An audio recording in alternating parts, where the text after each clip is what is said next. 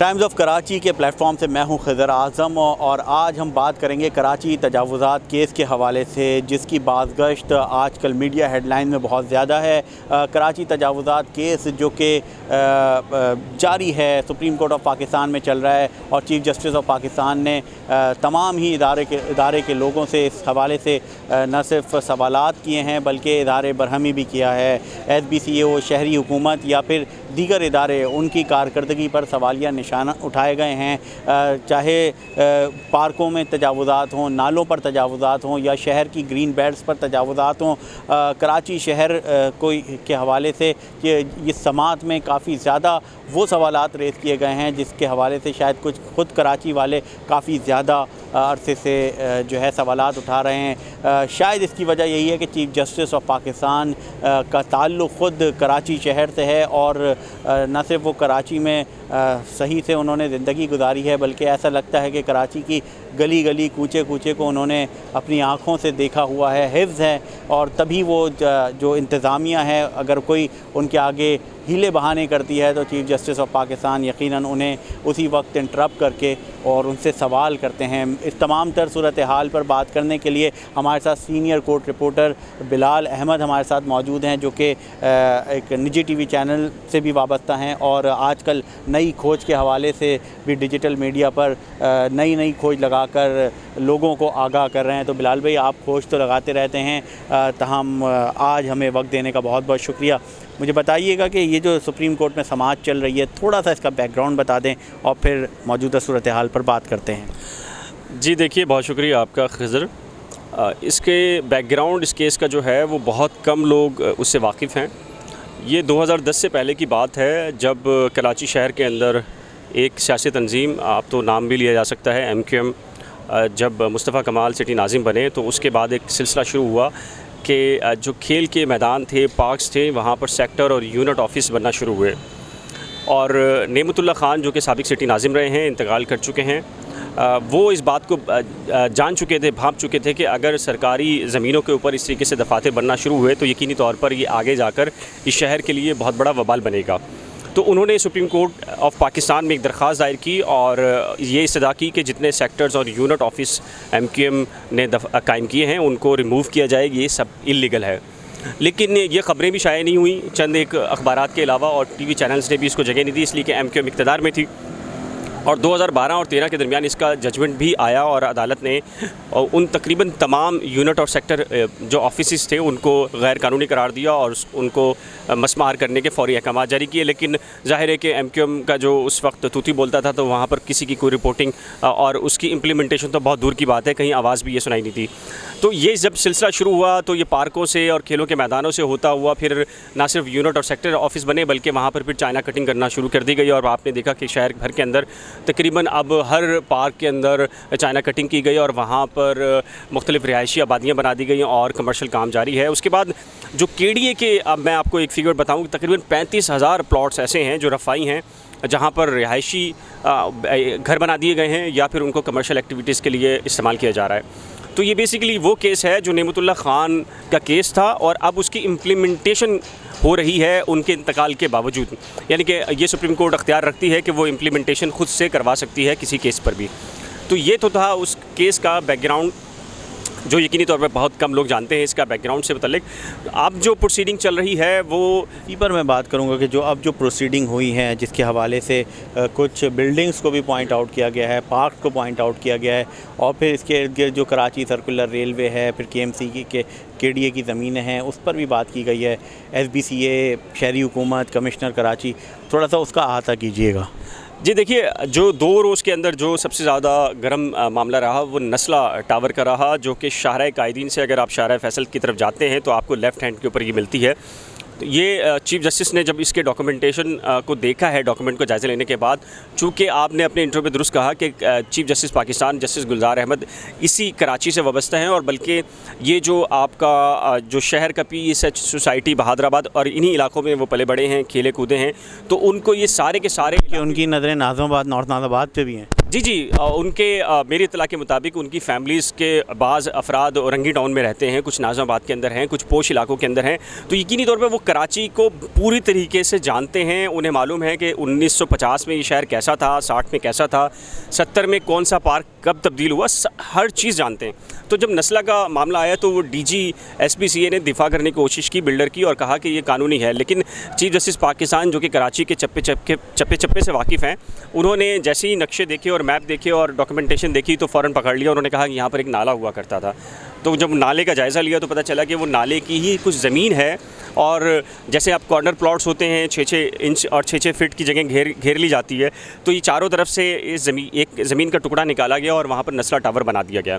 तो DGSPCA मुकम्मल दिफा करते रहे, लेकिन जब सुप्रीम कोर्ट और चीफ जस्टिस पाकिस्तान ने उनको प्रेशराइज़ किया और उनको सामने सब हकीकत खोल के रखी कि हकीकत क्या है, तो आप हैरत ज़दा होंगे कि शाम ही को SPCA ने एक नोटिफिकेशन निकाल दिया और 7 दिन के लिए ये कहा गया, बिल्डर को कहा गया है कि वो उस बिल्डिंग को खाली कर दे और वो गैर कानूनी है। तो ये दिलचस्प सिचुएशन है।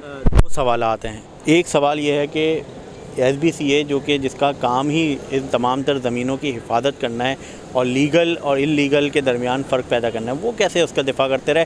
और दूसरा सवाल मैं ये करूँगा कि अब जो शहरी हैं जो लाखों करोड़ों रुपए जमा करके घर ले लेते हैं, फ्लैट ले लेते हैं, और उनको बाकायदा तौर पे प्रोटेक्शन होती है कि भाई ये SBCA का लेटर है, ये KBCA का लेटर है, तो वो शहरी कहाँ जाएँ? देखें, बहुत अच्छा सवाल किया कि SPCA जिसका काम ही सरकारी इदारों, सरकारी ज़मीनों का दिफा करना और गैर कानूनी चीज़ों का ख़ात्मा है, तो ये अजब हमारे यहाँ निज़ाम है। पुलिस का मकसद लॉ एंड ऑर्डर को बेहतर करना और जुए और शराब और दीगर जो आपके जराइम होते हैं उनको रोकना होता है। लेकिन आप भी बेहतर जानते हैं, आप भी जर्नलिस्ट हैं, कि सारे के सारे अगर जुए चल रहे हैं और जितने भी गलत काम हो रहे हैं उनकी सरपरस्ती पुलिस कर रही होती है। इसी वजह से एंटी करप्शन डिपार्टमेंट का काम करप्शन ख़त्म करना होता है। लेकिन आप अगर एंटी करप्शन के ऑफिसर्स का जायज़ा लेंगे तो आपको लग जाएगा पता कि एंटी करप्शन में जो कुछ हो रहा है तो वो एंटी करप्शन नहीं बल्कि करप्शन ही चल रही है। इसी तरीके से SPCA जो तहफ़्फ़ुज़ करने के लिए बनी है, दरअसल वो माफिया को तहफ़्फ़ुज़ देने के लिए बनी है, आम सिटीज़न को या स्टेट को तहफ़्फ़ुज़ देने के लिए हरगिज़ नहीं बनी, और जो हम प्रैक्टिकल यही देखते हैं। तो दूसरा सवाल ये रहा कि आपका कि ये सिचुएशन जो अब बनी है, यहाँ एक बहुत अहम सवाल जो आपने किया कि जो लोग इन्वेस्टमेंट कर चुके हैं उनका क्या है, उनके लिए क्या कुछ है। तो ये अफसोसनाक सूरत हाल है।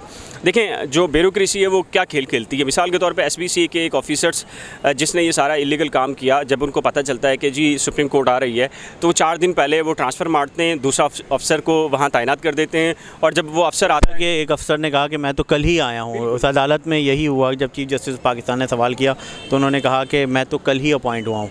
जी, ये senior member board of revenue थे जो पेश हुए और उन्होंने कहा कि मैं कल आया हूँ। ये एक अफसर का मामला नहीं, ये पूरी ब्यूरोक्रेसी का मामला है, ये पूरी सिंध गवर्नमेंट का मामला है और ये पूरी माफियाज़ का मामला है। ये ऐसे ऑपरेट नहीं होता। तो अब ज़ाहिर है कि वो कल आया तो उसने कहा कि सर मैं कल आया हूँ, मुझे कुछ मालूम ही नहीं है। ये सब ऑफिसर्स का ये मामला है। दरअसल इसके पीछे जो आप ये समझते हैं कि मुनज़्ज़म किस्म का माफिया है, जो एक आप स्टेट यानी कि हुकूमत है, फिर उसके बाद ब्यूरोक्रेसी है और उसके बाद बिल्डर्स हैं, तो एक दूसरे को प्रोटेक्शन देते हुए ये निज़ाम चल रहा है और इसके अंदर अरबों खरबों रुपए का खेल है। और चीफ जस्टिस पाकिस्तान ने ये भी कहा कि हमें मालूम है कि SPCA कौन चला रहा है। DG SPCA ये भी कहा कि हमें मालूम है कि आप DG समझते हैं कि आप DG हैं, लेकिन आप DG हैं नहीं, हमें मालूम है कि DG कौन है और कौन ऑपरेट कर रहा है। तो दूसरी सवाल ये आपका बहुत अच्छा था कि जो इन्वेस्ट कर चुका होता शहरी है उसका क्या मदावा हो सकता है। तो माज़रत के साथ मैं इंतहाई दुखी होकर ये बात कह रहा हूँ कि उसका कोई मदावा यहाँ मौजूद नहीं है। होना तो ये चाहिए कि जो बिल्डिंग गैर कानूनी करार दी गई तो उसके ऊपर जितनी भी डॉक्यूमेंटेशन के ऊपर साइन हैं उनको पकड़ के फ़ौरी तौर के ऊपर उनको चार्ज करके उनसे रकूम निकलवानी चाहिए। बिल्डर को पकड़ के फ़ौरी तौर पे उससे मुआवजा लेना चाहिए, लेकिन ऐसा नहीं होता। गुजर नाले के अंदर भी आपने देखा, जिन्होंने लीज़ दी और जिन्होंने लीज़ के डॉक्यूमेंटेशन पे साइन कर दिए वो सारे के सारे अरबों खरबों हो गए, मलेशिया, दुबई, कनाडा और सब सेटल्ड हैं, और जिसकी ज़मीन थी, जिसने घर बना लिया था, वो कहीं पर भी नहीं खड़ा। तो ये एक पहलू इंतहाई अफसोसनाक है। जो ख़रीद चुका होता है उसके लिए कोई नहीं है। वो एक अदालतें भी ये कहती हैं कि डेफेमेशन का केस फाइल कर दें। अब डेफेमेशन का केस फाइल करने का मतलब है कि 30, 40, 50 साल, यानी कि आपकी 2-3 नस्लें उस केस को अगर लड़कर बिल्डर को अगर आप ले सकते हैं, और वो भी बिल्डर जो 1 करोड़ रुपए फ़ीस देने के लिए तैयार होता है किसी वकील को, तो आपके पास इतना पैसा होता है कि आप केस लड़ लेंगे। तो ये अनफॉर्चुनेटली है कि आप जो लोग पैसा लगा चुके होते हैं उनके लिए किसी किस्म का रिलीफ कम से कम मुझे बतौर कोर्ट रिपोर्टर नज़र नहीं आता। तो अब ये जो फ़ैसले हुए हैं इसके तनाजुर में या जो रिमार्क्स हुए हैं, अभी कुछ फ़ैसले आए हैं, कुछ रिमार्क्स आए हैं, तो आप क्या देख रहे हैं, क्या होने जा रहा है? थोड़ा सा फ़ैसलों से आगाह कर दें, फिर जो मज़ीद पेशरफ्त है। देखिए, फ़ैसले जो मैं एक बड़ा फ़ैसला देख रहा हूँ आने वाले 1-1.5 हफ़्ते के अंदर, वो कराची में शादी हॉल से मुतल्लिक़ है। शादी हॉल एसोसिएशन जो कुरंगी क्रॉसिंग की है, उसने एक दरख्वास्त दायर की थी, वो 2 दिन तक चली है। सबसे बड़ी हेयरिंग और लंबा टाइम भी उसी दरख्वास्त में हुआ है। उसमें उनका ये कहना था कि ये जब शादी हॉल बनाए गए थे तो ये रिहायशी ज़रूर थे, लेकिन उनको कमर्शियल करने के लिए एक पटिशन दाखिल कर दी गई है, बल्कि उसके डॉक्यूमेंटेशन मुतल्लिका कंसर्न डिपार्टमेंट को दे दिए गए हैं, तो लिहाजा इनको ख़त्म ना किया जाए।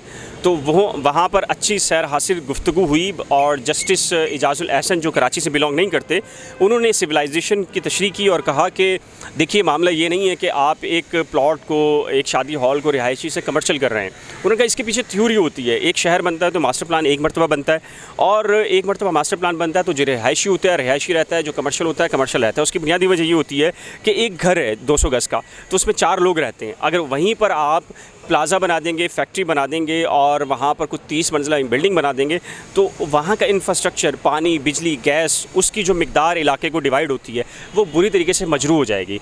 तो मैं ये देख रहा हूँ कि आने वाले वक्त में एक बड़ा फ़ैसला ये मुतवक्के है जो सुप्रीम कोर्ट का, हतमी फ़ैसला तो सुप्रीम कोर्ट ने करना है, कि जो रिहायशी से कमर्शियल हो चुके हैं जो प्लॉट्स, उनके हवाले से बड़ा जजमेंट आएगा, और ना जो सिर्फ कुरंगी क्रॉसिंग में जो शादी हॉल है उनको डिस्टर्ब करेगा, बल्कि पूरे शहर के अंदर एक सनसनी फैल सकती है अगर, जो मैं समझता हूँ कि उस तरीके से फ़ैसला आता है। और एक नया पिंडोरा बख्श खुलेगा कि जो मुस्तफ़ा कमाल के दौर के अंदर मुख्तलिफ़ इलाकों और स्ट्रीट्स और रोड्स को कमर्शियल किया गया था रिहायशी को, तो वहाँ पर एक नया पिंडोरा बख्श होगा और बड़ी तादाद के अंदर जो है वो बिल्डर भी मुतासिर हो सकते हैं और आम लोग भी मुतासिर हो सकते हैं। नस्ला टावर का मुस्तकबिल क्या देख रहे हैं?